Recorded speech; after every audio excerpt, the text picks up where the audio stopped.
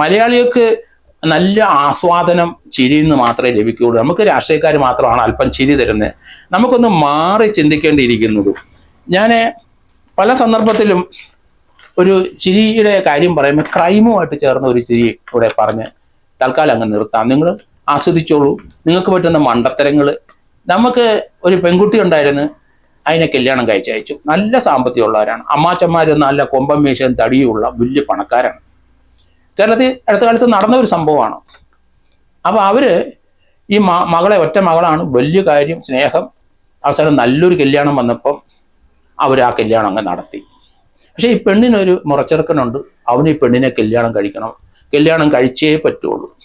അങ്ങനെ പറഞ്ഞ ആ കല്യാണം, അവന് ഒരു ജോലിയില്ല. ഈ പെണ്ണ് വഴിയാധാരമാവും. അതുകൊണ്ട് അമ്മാച്ചന്മാരും രണ്ടുപേരും, അവർ ഇളയൊരു അമ്മാച്ചനുണ്ട്, 3 പേരും കൂടെ നിശ്ചയിച്ച് നല്ലൊരു കല്യാണം നടത്തി.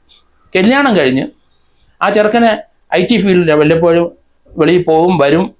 അങ്ങനെ വരുമ്പം ഈ മുറച്ചെറുക്കൻ ആ വീടിൻ്റെ അവിടെ പോയി നിൽക്കും. ആ കൊച്ചിനെ കാണണം. അങ്ങനെ വലിയ ശല്യമായി.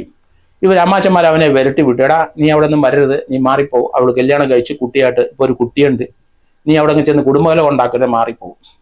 പക്ഷെ ഇതൊന്നും അവൻ കേൾക്കൂല. അവൻ പറഞ്ഞ ഒരു കുട്ടിയുണ്ടെങ്കിലും ഒരു പ്രശ്നമില്ല, എനിക്ക് കല്യാണം കഴിച്ച് താ, എനിക്ക് കെട്ടിച്ച് താ അങ്കിളെ എന്നൊക്കെ പറഞ്ഞുകൊണ്ട് നടക്കുകയാണ്. സ്വല്പം അബ്നോർമൽ പോലെ.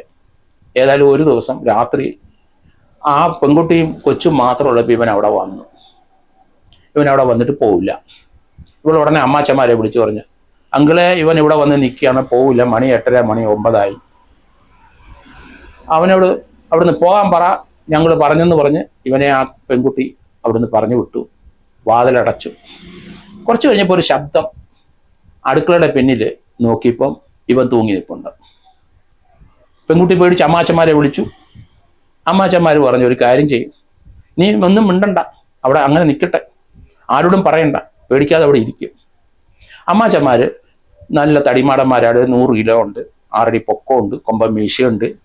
3 പേരും വന്ന് രഹസ്യമായിട്ട് ഈ കുട്ടിയുടെ വീടിൻ്റെ ആ ഒരു 30-40 സെന്റിനകത്തുനിന്ന് മാറി താഴെ ഒരു വിളയിലുണ്ട്. ആ വിളയിൽ വലിയ 2 മാവുണ്ട്, അവിടെ പ്ലാവുണ്ട്, ആഞ്ഞിലിയുണ്ട്.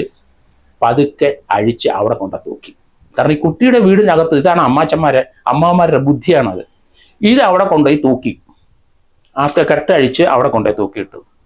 ഇത് അപ്പുറത്ത് രാത്രി 12:30 1 മണിക്ക് മൂത്രം ഒഴിക്കാൻ വന്ന് ചേർക്കാൻ കണ്ട് ഇവർ കെട്ടി തൂക്കുന്ന കണ്ട്. 3 അമ്മാച്ചൻ അടുത്ത ദിവസം അവൻ പോലീസ് വിളിച്ച് പറഞ്ഞു, ഇതാ ഒരുത്തനെ കെട്ടിത്തൂക്കുന്നു, ഈ തടിമാടന്മാര് കെട്ടിത്തൂക്കുന്നു എന്ന് പറഞ്ഞു. ഏതായാലും പോലീസ് വന്നു. സംഗതി ഇവനെ 3 അമ്മാച്ചന്മാരെ അകത്ത് കൊണ്ടിട്ട് 2-3 ദിവസം നന്നായിട്ട് ഇടി കിട്ടിയെന്നാണ് ഞാൻ പറഞ്ഞു. ഞാൻ എന്തായാലും അബദ്ധവശം അവിടെ ചെന്നു. അതുങ്ങൾ എൻ്റെ കാല് പിടിച്ച് പറഞ്ഞു, സാറേ, ഞങ്ങളിങ്ങനെ മരുമകളെ രക്ഷപ്പെടുത്താൻ പോയാൽ അവൻ തൂങ്ങി നിൽക്കുന്നവരുടെ നാണക്കേടും മാനക്കേടും ആവുന്നതുകൊണ്ട് ഞങ്ങൾ കൊണ്ടുപോയി അപ്പുറത്തെ വേളയിൽ കൊണ്ട് തൂക്കിയതാണ്. അങ്ങനെ പറ്റും. ഇങ്ങനെയുള്ള അമ്മാച്ചന്മാരും നമുക്കുണ്ട്. മണ്ടത്തരങ്ങൾ കാണിക്കരുത്. ഇതുപോലെയുള്ള സംഭവങ്ങൾക്ക് നമുക്ക് ചിരി ഉണർത്തി. കാരണം അവരുടെ മീശയും നടപ്പും കതർ ഷർട്ടും ഒക്കെ കണ്ടപ്പോൾ ഞാൻ തന്നെ പേടിച്ചു പോയി. അവരോട് ഞാൻ ചോദിച്ചു, സാറ് വന്ന് രക്ഷപ്പെടുത്തിയല്ലോ, അത് നല്ല ഇടി ഞങ്ങൾക്ക് കിട്ടി.